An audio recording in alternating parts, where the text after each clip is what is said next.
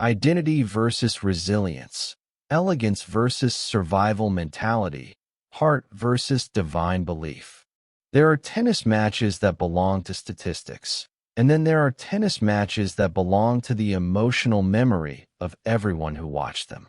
The 2019 Wimbledon final between Roger Federer and Novak Djokovic is one of those rare matches that live not just in history, but inside people. It wasn't simply a battle of forehands and strategies.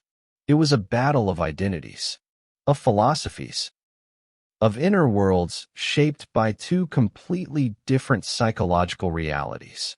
Federer represents heart, beauty, timing, flow, and the emotional poetry of tennis. Djokovic represents nerves, resilience, spiritual grounding, and the psychological ability to walk into pressure without being consumed by it. Federer seeks expression. Djokovic seeks survival. Federer builds perfection. Djokovic absorbs chaos. Their clash was not just physical, it was existential. Two worldviews colliding on the same sacred grass. Today, we aren't here to recap the match point by point.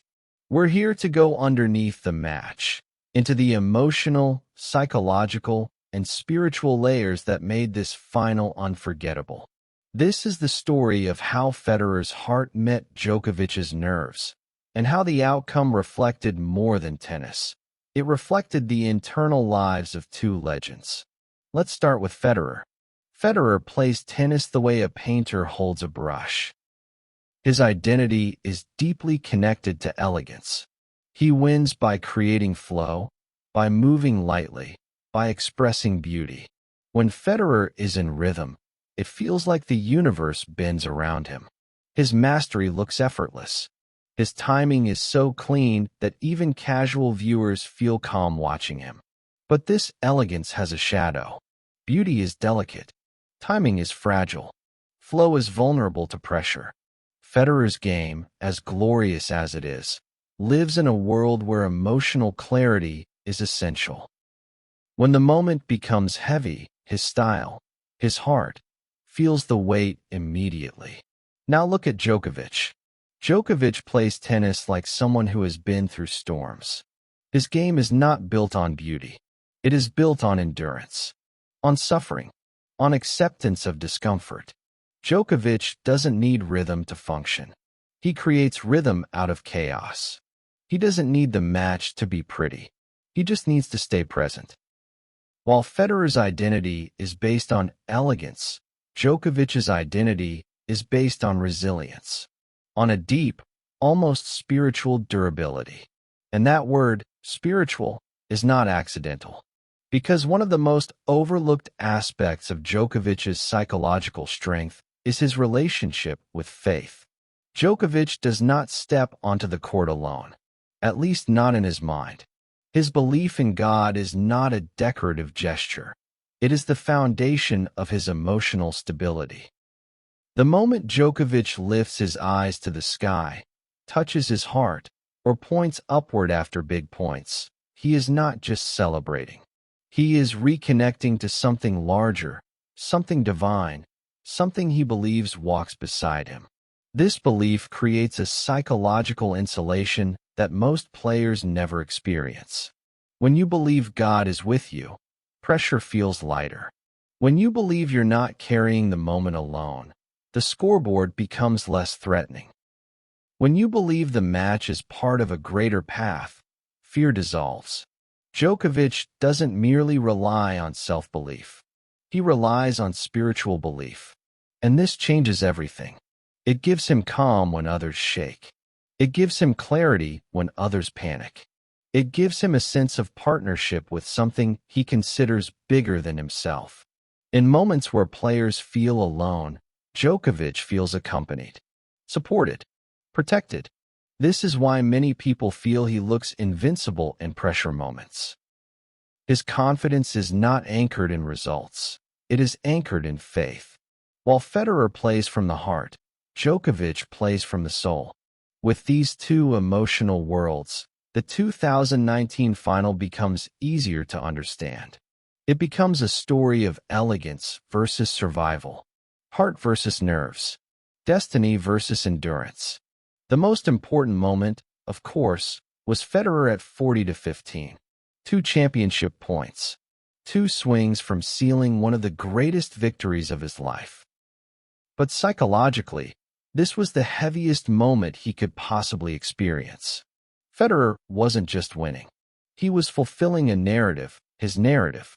The perfect fairy tale ending at age 37. The comeback, the redemption, the poetry, the beauty. His entire identity as a champion, as an artist, as a legend, was aligned with this moment. But destiny is heavy, and when something feels too perfect, the heart tightens. Federer did not choke.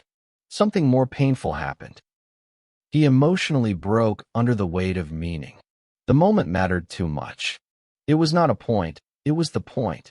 And when your heart is deeply tied to an outcome, your timing becomes vulnerable. Your flow becomes delicate. Your movement becomes tense. Djokovic, on the other hand, didn't see destiny. He saw survival. He didn't see meaning. He saw the present moment.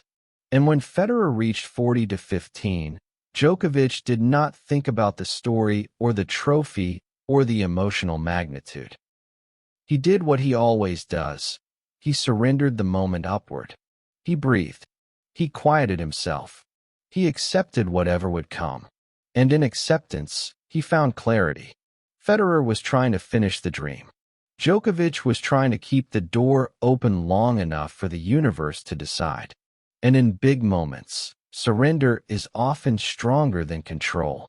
That famous flicked passing shot from Djokovic on the first match point wasn't luck. It was the product of nerves that had learned how to stay steady through years of spiritual grounding, mental battles, and emotional storms. Djokovic didn't win that point with technique.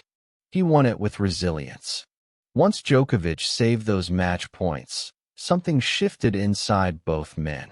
Federer felt the slip, the emotional crack, the moment that should have been his, the moment that was almost too beautiful to hold. And once that slip happens, it is incredibly hard to regain trust in your hands, your breath, your timing, your destiny. Djokovic, meanwhile, gained strength. His belief that he was supported by God amplified. His inner system stabilized. His resilience deepened. He had survived the moment that would have broken most players. And once he survived it, he became even more dangerous. Djokovic does not need to play better than you. He only needs to outlast your belief. This is why this match resonates so deeply with tennis players. Because inside all of us is a Federer and a Djokovic. A part that wants to express beauty and a part that wants to survive chaos.